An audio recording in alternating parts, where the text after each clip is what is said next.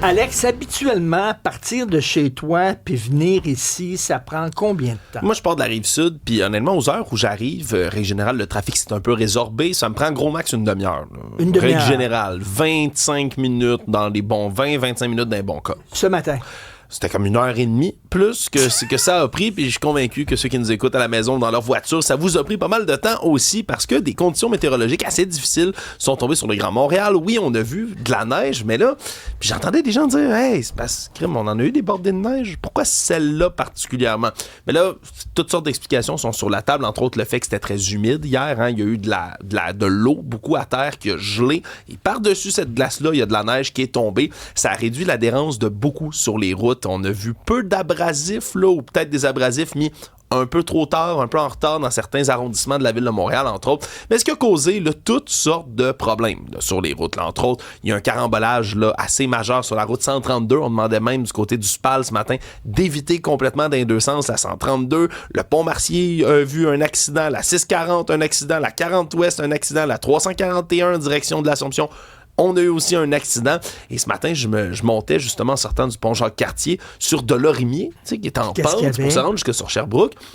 Il y avait 2 camions, dont une grosse bétonnière, dont les roues tournaient dans le beurre, là, littéralement. Oui, qui spinait en bon français. Il n'était pas capable de monter la côte tellement c'était glissant. Et là, au travers de tout ce chaos-là, il y avait des policiers qui essayaient de diriger les autos, qui montaient la côte, qui avaient de la misère à tourner. L'importance de respecter une très bonne distance entre les véhicules. Exact. Et en fin d'émission, là, j'en profite pour le dire, on fera là, un bilan routier là, aux alentours de 17h25, là, justement, pour vous, à la maison et dans votre voiture, surtout si vous êtes sur la route. On va vous guider au travers de tout ça. Alexandre, une nouvelle qui me choque énormément. L'accusé dans la mort de Susana Rocha-Cruz aurait dû être expulsé du pays depuis 2023. Qu'est-ce qu'il faisait ici? Oui, celui qui est accusé, là, pour l'instant, on parle de voies de fait causant lésion à Susana Rocha-Cruz qui est décédée. Abraham González León, 43 ans, qui est un ressortissant mexicain. Il y avait une adresse à Laval. Et oui, c'est lui qui pourrait bientôt être accusé là, de beaucoup plus dans la mort de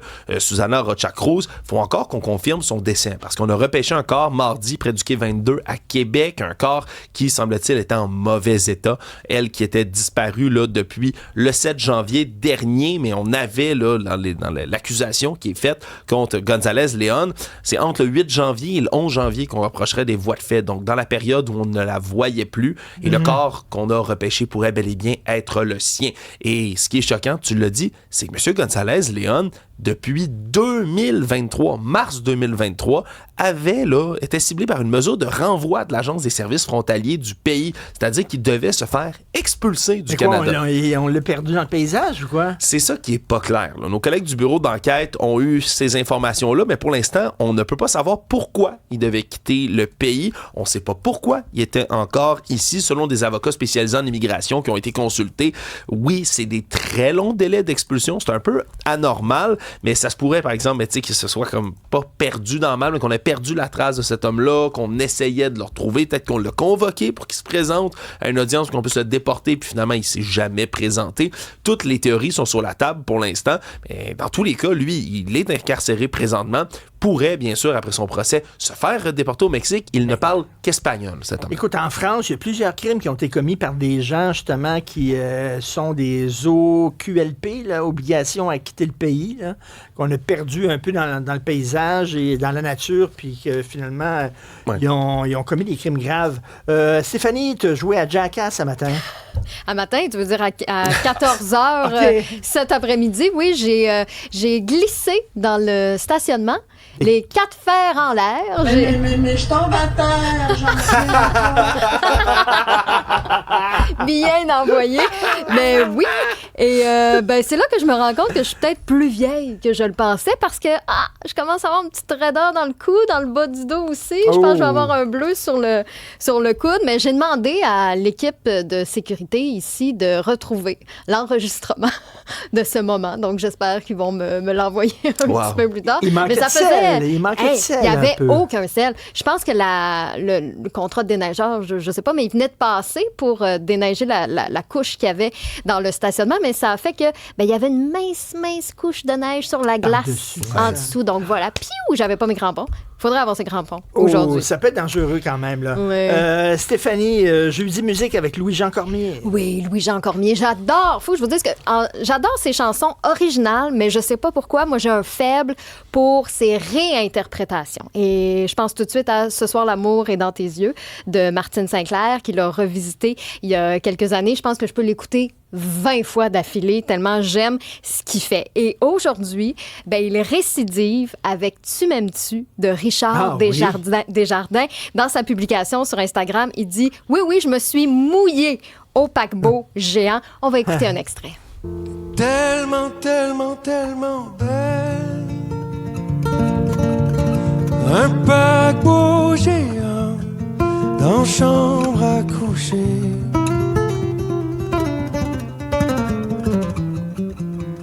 Moi, je suis l'océan qui veut toucher ton pied.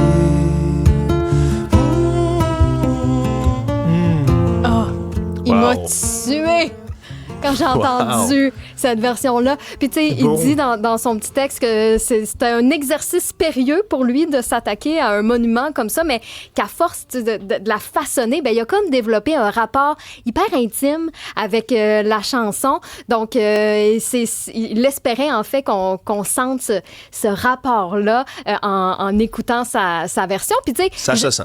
Oui, effectivement, ça se sent. Puis je sais que c'est son travail, puis qu'il y a plein de talent, mais on dirait qu'il entend des mélodies, des harmonies que moi, mon oreille voit pas venir pantoute, là.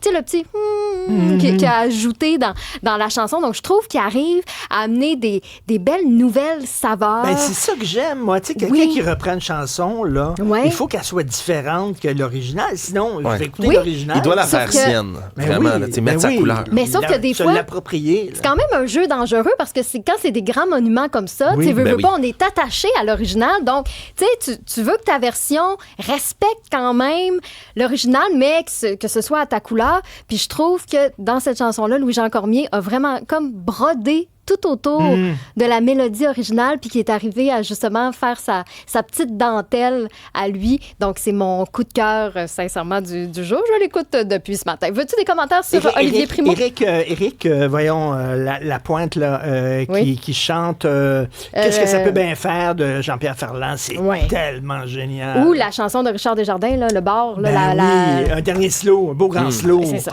C'est tellement beau. Oui, des petits commentaires. Oui, quelqu'un nous dit Olivier Primo, certainement, en tout cas, bien avant les ministres qui étaient là pour la CAQ, tu sais, ceux qui avaient aucun souvenir de rien, là. Donc, on a des partisans. Il y a Max Richard qui dit...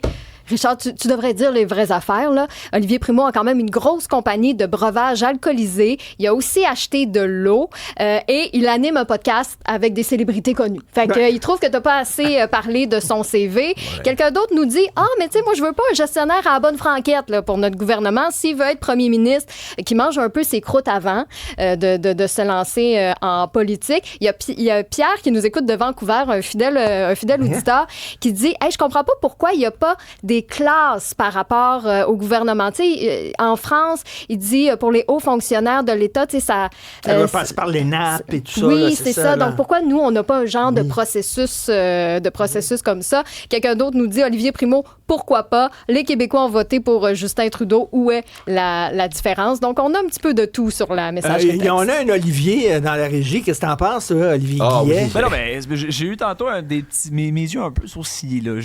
Quand je t'ai entendu parler d'Olivier Primo, il a quand même fait plus que le Beach Club. Là. On l'a mentionné, les auditeurs l'ont rappelé. C'est un homme, je pense, qui tente de plus en plus de s'approcher du public via des idées pensées, songées, qui ont de l'allure. Je faisais preuve un peu de mauvaise foi. C'est sûr. Un peu. Moi, tout ce que j'ai à dire, c'est pourquoi pas en politique un millionnaire qui a hérité une fortune de son père puis qui a déjà fait de la télé-réalité? Qu'est-ce qui pourrait mal se passer? Voilà, c'est tout ce que j'ai à dire. C'est excellent. Pour d'autres nouvelles du genre, allez sur le site et l'application cube.ca.